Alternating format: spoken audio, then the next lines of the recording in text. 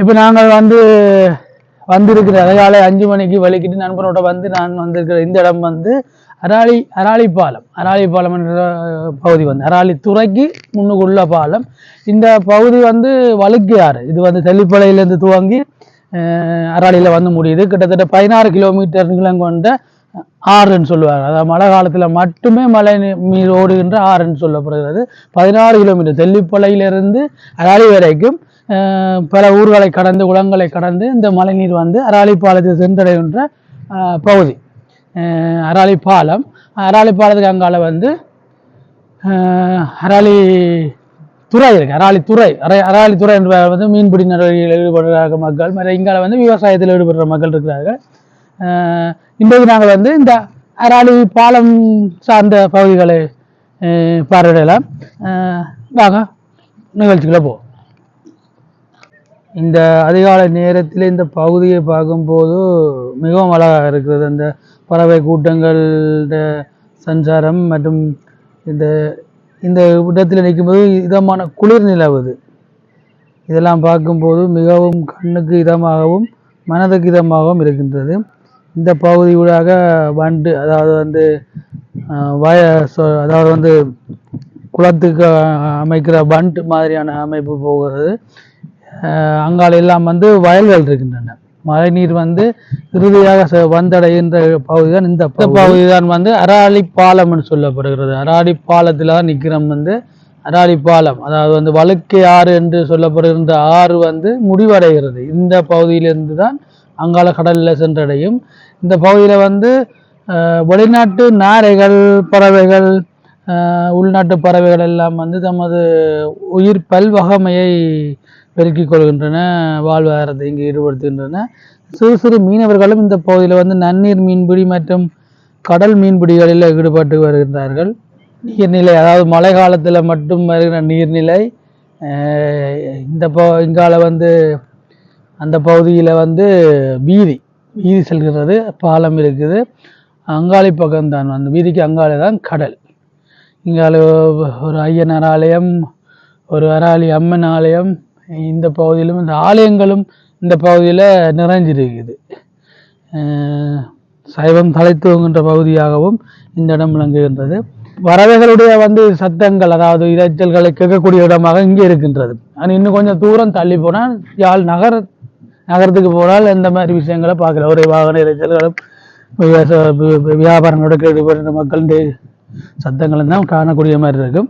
அந்த வகையில் பார்க்கல இந்த நகரத்துக்குள்ளும் இப்படியான ஒரு பகுதி இருக்கின்றது என்பது உண்மையிலே ஒரு சந்தோஷமான விஷயம்தான். அடுத்து நாங்கள் இந்த பகுதியிலிருந்து அந்த வழுக்கையாறு திறந்து விடப்படுகிற இடம். அதாவது நன்னீரை கடலோடு அதாவது இங்கே தண்ணி நிறைந்து விட்டால் மழை காலத்தில் தண்ணி நிறைந்தால் அந்த பகுதி அந்த மழை நீரை கடலோடு சேர்க்கிற இந்த கட்டு பகுதிக்கு போகும். இந்த பகுதியில் அதிகமாக அந்த தூதுவளை சொல்வார்கள். அந்த தூதுவளை செடி அதிகமாக காணப்படுது. பழக்கடமெல்லாம் தூதுவளை செடி காணப்படுது. அந்த தூதுவளை மருத்துவ குணம் கொண்ட ஒரு செடி. சளி போன்ற மருத்துவங்களை போக்கக்கூடிய ஒரு இதுக்கு பயன்படுத்துவார்கள். அந்த செடி இங்கே அதிகமான அளவில் இங்கே காண்ற இடமெல்லாம் இந்த தூதுவளை செடி காணப்படுது. தூதுவளை செடி மட்டுமல்ல, இது போன்ற மூலிகை தாவரங்கள் இந்த பகுதியில் தாராளமாக இருக்குது. தேவைப்படுபவர்கள் இந்த இதுகளை பெற்றுக்கொள்ள வேண்டும். புடுங்கி செல்லக்கூடிய மாதிரியான இயல்பாக புடுங்கி செல்லக்கூடியமான பகுதிகளில் இதுகள் வளர்ந்து இருக்கின்றன. இதுவும் ஒரு குறிப்பிடத்தக்க ஒரு விஷயமாக இங்கே இருக்கிறது. இங்கே இந்த மாதிரி சிறிய மரங்களில் அதாவது மனித நடமாட்டம் குறைந்த பகுதி, அதாவது மனித நடமாட்டம் இந்த பகுதியில் இருக்காது என்ற வகையில் காகம் கொக்கு போன்ற பறவைகள் இந்த மாதிரி சிறிய சிறிய மரங்களில் கூட கூடு கட்டி வாழ்ந்து வருகின்றன. வாழ்வது என்று சொல்றதை விட இனத்தை பெருக்கி இங்கே தமது இனப்பெருக்கத்தை இங்கே பெருக்கிக் கொள்கின்றன. இந்த சத்தங்களை கேட்க உங்களுக்கு புரியும் நினைக்கிறேன். பறவைகள் என்ற தொகை இங்கே அவ்வளவு நிறைய பறவைகள் இருக்கின்றன. கொக்குகளும் நாரைகளும் பிடித்து இங்கேயே தமது வாழ்வாதாரத்தை இனத்தையும் பெருக்கிக் கொள்கின்றன. கம்மியான ஆனால் இருந்தாலும் அருகிலே வந்து பிரதான வீதி இருக்கின்றது, காரநகர் பிரதான வீதி இருக்கின்றது. ஆனால் இந்த பகுதி வந்து அவ்வளவு இயற்கை எழில் கொஞ்சம் பகுதியாகத்தான் இருக்கின்றது. பாலம் சேதமாக இருந்தாலும் வந்து உறுதியான பாலமாக இருக்கின்றது. பிரதான வீதியும் செல்கிறது. இந்த பகுதிக்கு தான் அந்த நான் சொல்ல வந்த அந்த பகுதி இருக்கிறது. பறவைகளின் சஞ்சாரங்களை பாருங்கள், எவ்வளவு அழகாக இருக்கின்றது, ரம்மியமாக இருக்கின்றது. நான் சொல்ற இந்த பகுதி தான், இந்த பகுதி தான். இது வந்து பெரும் பெரும் குளங்களாக இருந்தால் இது கலங்கை என்று சொல்வார்கள். கலங்கை மாதிரி இப்ப விவசாயத்துக்கு தண்ணியை திறந்து விடுற பகுதி மாதிரி இருக்கும். இது வந்து மீதமான, அதாவது மீதமான மழை நீரை வந்து கடலுக்கு கடலில் சேர்க்கிற பகுதி. இது தண்ணி அங்கே நீர்மட்டம் கூடிவிட்டால் வந்து இங்க வந்து இந்த அதுகளை திறந்து நீரை வந்து கடலோட சேர்க்கிற பகுதி, அந்த பகுதி தான் அங்க தெரியுது. வாங்க நாங்கள் அந்த பகுதியை நோக்கி போகலாம். இப்பதான் வந்து இந்த சூரியன் மெல்ல இந்த பகுதியை நோக்கி வருகிறது. சூரிய வரவு வந்து கொண்டிருக்கிறது. நாங்கள் இந்த நான் சொன்னேன் அந்த பகுதியூடாக போய் பார்ப்போம் அது எப்படி இருக்கின்றதுன்னு சொல்லி. பறவைகள் இந்த எச்சங்களும் பறவைகள் இந்த இதுகளும் தான் இருக்குது, பார்க்கறதுக்கு தான் இருக்குது. நான் போகிற பாதைக்கு முன்னுக்கு பார்த்தாலே தெரியும் உங்களுக்கு. பறவைகள் நாரை, கொக்கு, நீர்க்காகம் போன்ற பறவைகள்லாம் இருக்குது. இந்த பகுதி நீரோடின பகுதி என்றபடியாக வந்து சரியா வழுக்குது, அவதானமாகத்தான் செல்ல வேண்டும். பயமாக கூட இருக்குது, அவ்வளோத்துக்கு வழுக்குது. இந்த பகுதி தான் நான் சொன்ன பகுதி. நீர் ஓடிக்கொண்டே இருக்கிறது, மழை விட்டு நாள் ஆகிவிட்டது, இருந்தாலும் மழை நீர் வடிந்து ஓடிக்கொண்டே இருக்கிறது. அவ்வளவு மழை வீழ்ச்சி இருந்திருக்கிறது என்று தான் நினைக்கிறேன். சொன்னால் இல்லாட்டி தெளிப்பலையிலிருந்து வருகின்ற மழை நீர் தானே அவ்வளவு வடிந்து ஓடிக்கொண்டே இருக்கின்றது. அதாவது இந்த திறந்து விடப்படுகின்ற பகுதியை விலத்தி மற்ற பகுதியூடாக கூட வளைந்து ஓடிக்கொண்டிருக்கின்றது. இந்த நீர் வடிந்து ஓடுகின்ற அந்த இரைச்சல் மற்றும் இந்த பகுதியில் இருக்கின்ற அந்த அழகு இவையெல்லாம் சேர்ந்துதான் இந்த பகுதிக்கு இவ்வளவு அழகை. இந்த பகுதியில் வந்து கிட்டத்தட்ட 2 அடிக்கு நீர் இருக்குது. 2 அடிக்கு வந்து நீர் இருக்குது. அதுக்கு இங்காளி பக்கம் பார்த்தால், அந்த தண்ணி திறந்து விடப்படுற பகுதியில் பார்த்தால்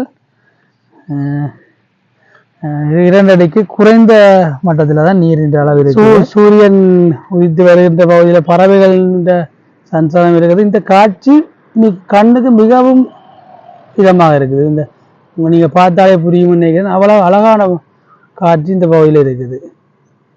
எத்தனை பேருக்கு இந்த காட்சியை நேராக பார்க்குற பாக்கியம் கிடைக்குமோ தெரியல. ஆனால் எங்களுக்கு கிடைச்சிருக்கு. ஏன்னு சொன்னால் நாங்கள் யாழ்ப்பாணத்தில் இருக்கிறபடியாக வந்து, யாழ்ப்பாணத்தில் அருகாயில் இருக்கிறபடியாக வந்து எங்களுக்கு இந்த காட்சியில் பார்க்கக்கூடிய மாதிரி இருக்குது. இருந்தாலும் எல்லாரும் இந்த காட்சிகளை இப்படி பார்க்க மாட்டேங்க. இப்போ இந்த நாங்கள் வந்த நேரத்தில் வந்து பார்த்தால் ஊரே உறக்கத்தில் இருக்குமென்று தான் நினைக்கிறேன். இதுதான் நான் சொன்ன அந்த பகுதி, முழுக்க முழுக்க இயற்கையால் சூழ்ந்த பகுதி. பார்த்து கொண்டே இருக்கலாம்.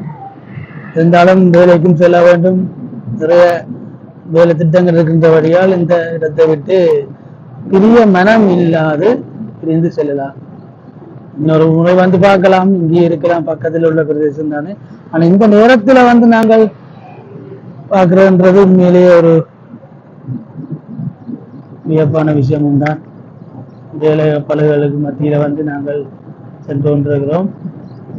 சரி, இன்னொரு வீடியோவை சந்திப்போம். நன்றி. இந்த பகுதியூடாக சென்றால் வந்து இந்த பகுதியூடாக சென்றால் வந்து இந்த பறவைகள் இந்த இருப்பிடங்களை சென்று பார்க்கக்கூடிய மாதிரி இருக்கும், அருகிலே சென்று பார்க்கக்கூடிய மாதிரி இருக்கும்.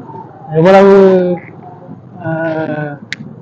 தூரத்துக்கு பார்க்கக்கூடிய மாதிரி இருக்கும் தெரியல. இருந்தாலும் வாங்க ஒருக்கா சென்று அந்த இடத்தையும் ஒருக்கா பார்த்துட்டு வருவோம். இந்த பகுதி நான் சொன்ன இந்த பறவைகள் இந்த சஞ்சாரத்தை பாருங்க வந்து எப்படி இருக்குன்னு சொல்லி. நான் சொல்லும் போது நீங்கள் நம்பினீர்களோ இல்லையோ என்னவோ தெரியவில்லை. இப்போ உங்கள் கண்கூட பாருங்க எப்படி இருக்குன்னு சொல்லி. இங்கே இந்த கண்டல் தாவரங்களுக்கு மேலே இருப்பிடங்களை அமைத்து நமது இனப்பெருக்கத்தை நடத்தி வருது இந்த பறவை கூட்டங்கள். இந்த பகுதியில் வந்து அதாவது அராலி பாலத்துக்கு இந்த பகுதியூடாகத்தான் கடலுக்கு வந்து நன்னீர் சேருகின்ற பகுதி. இங்கால ஆலயங்கள் போன்ற பல விஷயங்கள் இருக்குது. இருந்தாலும் இந்த நடுப்பகுதியில் வந்து தான் இந்த பறவைகள் சரணாலயம்னு சொல்லுவாங்க. பறவைகளுடைய இருப்பிடம், அது வாழ்விடங்கள் இருக்குது, இனப்பெருக்கம் செய்கிறது, இங்கேயே வாழ்ந்து வருகின்றன. ஒரு சின்ன பகுதியாக இருந்தாலும் வாழ்ந்து வருகின்றன. கண்டல் தாவரம் ஃபுல்லாக வந்து கண்டல் தாவரம் இருக்குது. இந்த சின்ன பகுதி இன்னும் பெருக்கமடைந்து எங்களோட வாழ்வாதாரத்துக்கு இயற்கை சூழல் தேவை. அதை நாங்கள் பாதுகாக்க வேண்டும்.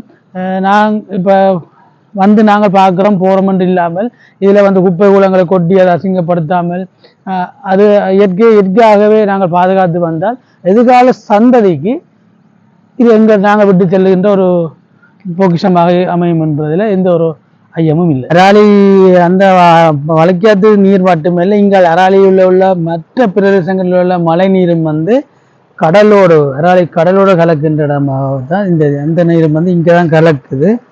அந்த காட்சி தான் இது கலந்துன்றது. மழை விட்டு இப்போ கிட்டத்தட்ட ஒரு கிழமைக்கு மேலே ஆகிவிட்டது. இருந்தாலும் மழை நீர் வந்து கடலோட கலந்து கொண்டு தான் இருக்கின்றது. சொர்க்கம்னு சொல்றதுன்னு சொன்னால் இதைத்தான் சொர்க்கம்னு சொல்லுவாங்க. அவ்வளவு விதமான பகுதி இந்த பகுதியை முழுவதுமாக பாருங்கள். எவ்வளவு இயற்கையான பகுதி முழுமையாக பாருங்கள். சிறிய பகுதி தான், இருந்தாலும் வெளியில் கொஞ்சம் பகுதியாக இருக்குது. இந்த பகுதிக்கு அங்கால வந்து அராலி கடல் ஆரம்பமாகுது. நாங்கள் இன்னொரு பதிவில் வந்து இந்த அராலி கடல் சார்ந்தும் மீனவர்கள் சார்ந்தும் பார்க்கலாம் இருக்கிறேன். இந்த பகுதியில் வந்து அராலி பாலத்துக்கும் இங்கால அராலி கடலுக்கும் நடுப்பட்ட இயற்கை சூழல் இந்த பகுதி. இந்த பகுதியிலேருந்து நான் வெளிக்கிட போகிறோம். இன்னொரு காணொலியில் சந்திக்கலாம்.